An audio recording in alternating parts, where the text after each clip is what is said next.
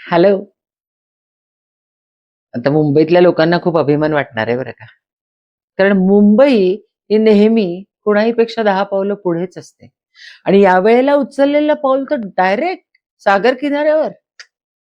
कारण मुंबईचा coastal road भारतातला पहिला म्युझिक रोड म्हणजे संगीत मार्ग होतं. कसा ते ऐका.